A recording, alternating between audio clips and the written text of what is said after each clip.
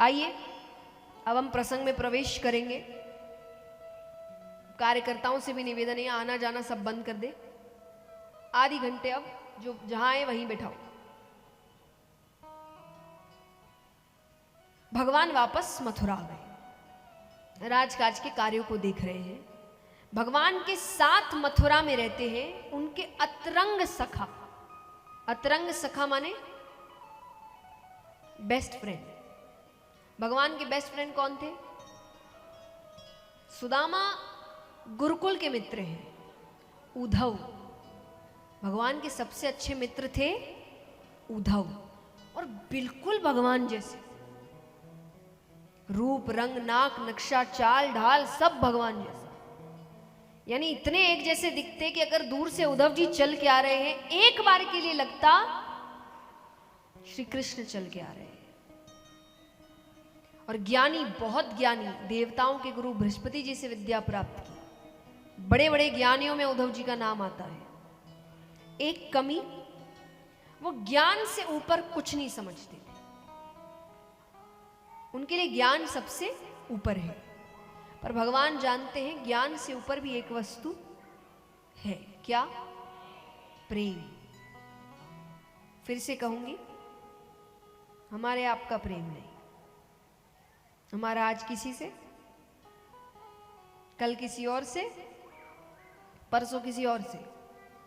हमारे प्रेम की बात नहीं हो रही है। निस्वार्थ प्रेम जिसमें कोई स्वार्थ ही नहीं है, ये दुनिया में सबसे ऊपर होता है। इससे ऊपर ज्ञान भी नहीं है।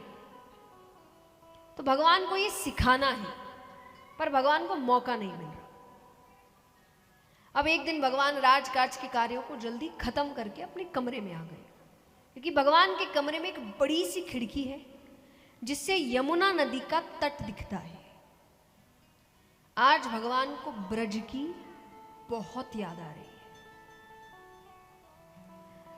जैसे यहां कई लोग होंगे जिनके बच्चे बाहर पढ़ते होंगे,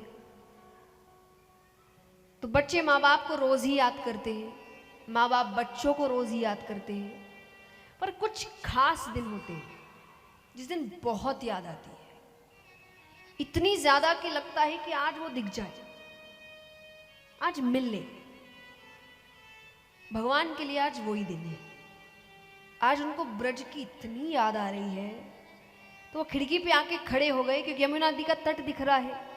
उनको लग रहा है कोई तो आएगा, कोई गोपी दिख जाए, नंद बाबा दिख जाए, यशोदा मैया दिख जाए, कोई तो दिख जाए। भगवान को आए बहुत समय हो चुका है, नए ग्वाले आ गए हैं। तो ये समय है जब भगवान गैया चराकर घर लौटते थे। तो सामने कुछ ग्वाले घर जा रहे थे। आप अपने पुराने स्कूल जाइए, यादें ताजा होती है ना। यहां बैठ के ये करते थे, यहां टिफिन खाते थे, यहां ये हरकत करी थी। तो उन ग्वालों को देखकर भगवान कह रहे, अरे ये तो वही समय है जब हम भी गैया चराकर घर लौटते थे। मैं, श्रीदामा, मुदमंगल, मधुमंगल, बलदाऊ भैया, हम सब घर वापस आ रहे होते थे। ये निश्चय वही समय है। और एक बार के लिए यादों का ऐसा बहाव उठा, भगवान भूल गए कि वो कहां है। और भगवान जोर जोर से चिल्लाने लगे, अरे श्रीदामा रुको, मैं भी आ रहा हूं। अरे भैया जल्दी चलो, आज बहुत देर हो गई, आज मैया बहुत चिल्लाएगी। जब ध्यान भटकता है समझ आता है वो कहां है। भगवान जोर जोर से रोने लग जाते हैं। भगवान इतनी जोर से रो रहे हैं कि बगल के कमरे तक आवाज जा रही है। और बगल के कमरे में रहते हैं उद्धव जी। वो तुरंत आते हैं, भगवान को हृदय से लगा लेते हैं। उद्धव जी ने कहा, प्रभु आप रो रहे हैं? अरे आप ये रोना धोना प्यार मोहब्बत इनसे परे हैं, आप क्यों रो रहे हैं? भगवान ने कहा, उद्धव मुझे ब्रज की बहुत याद आती है, मुझे नंद बाबा की बहुत याद आती है, मुझे यशोदा मैया की बहुत याद आती है। भगवान कहे, यशोदा मैया जैसी मैया युगों युगों तक नहीं मिलेगी किसी को। मैं जब तक वहां रहा मैंने उनको एक सुख नहीं दिया। भगवान जब तक रहे, यशोदा मैया के दरवाजे पर रोज कोई खड़ा होता, तुम्हारे बेटे ने ये कर दिया, तुम्हारे बेटे ने वो कर दिया। फिर भी भगवान कहे उनका प्रेम घटने की बजाय और बढ़ता गया। मैं एक दिन गैया चराकर घर थोड़ी देर से लौटा, मेरी मां मुझे गले लगाकर रोने लग गई कि तू देर मत किया कर, मेरा कलेजा अपनी जगह छोड़ देता है, तू घर समय पर आ जाया कर। वो हालत देखकर मैं घर कभी देर से नहीं गया। पर आज कितना समय हो गया है, मेरी मां कैसे रह रही होगी। भगवान कहे नंद बाबा जैसे बाबा युगों युगों तक नहीं मिलेंगे।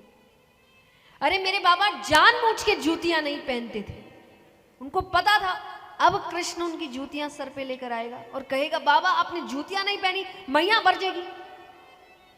और मैं अपने हाथों से उनको जूतियां पहनाता था। इस एक दृश्य के लिए मेरे बाबा रोज यही करते थे। भगवान कहे उद्धव मैं दावे के साथ कहता हूं, मैं जब से यहां आया हूं मेरे बाबा ने जूतियां नहीं पहनी होंगी। भगवान कहे उससे भी ज्यादा दुख मैंने उन भोली भाली गोपियों को दिया है। एक दिन यशोदा मैया ने मुझसे कहा तू क्यों चोरी करता है?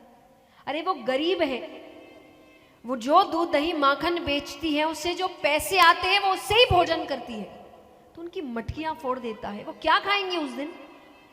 मैं कई दिनों तक चोरी करने नहीं गया। कुछ दिन बाद वो सबकी सब घर आ गई, आकर कहती है कन्हैया सिर्फ तेरा ही बेटा है क्या? चोरी करता है करने दो, नुकसान करता है करने दो। अरे भोजन तो उस दिन नहीं करते जिस दिन ये चोरी करने नहीं आता।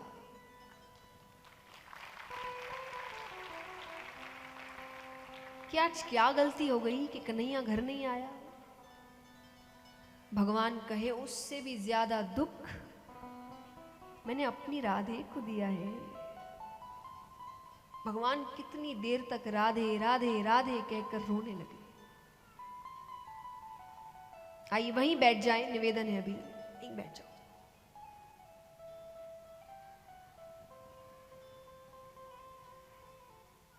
अब ये सारी बातें भगवान बता रहे हैं, या कई है मुझे जिनकी आंखों में आंसू दिख रहे हैं, जबकि मैं बता रही हूं, यानी कोई तीसरा व्यक्ति आपको बता रहा है। वहां भगवान असल में रो रहे हैं उद्धव जी के सामने।